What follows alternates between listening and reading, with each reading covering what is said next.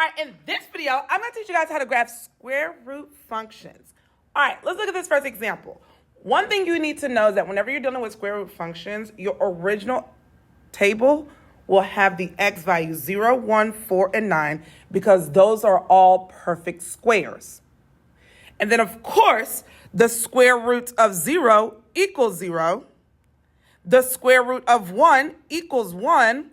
The square root of 4 equals 2, and the square root of 9 equals 3. So that's where those numbers under the y values come from. All right, now let's do the transformations. First thing you're going to do is look under your square root. Whatever's happening to the whatever's happening to the x value, you're going to do the opposite.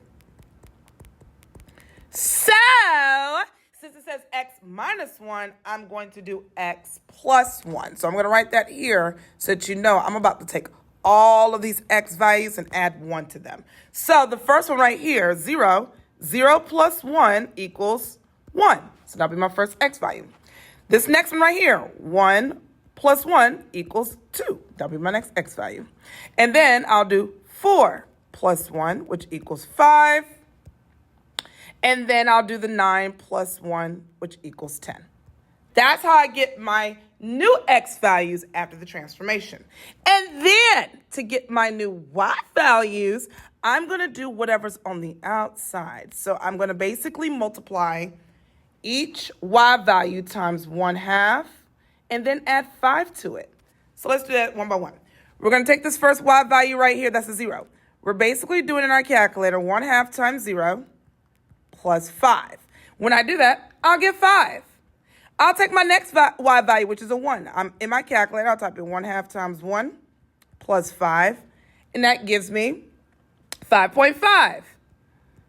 And then I'll do the next one, 1/2 times 2 plus 5. Oops, forgot it right here. In my calculator, and I'll get 6. And then the last one, 1/2 times 3 plus 5, will give me 6.5.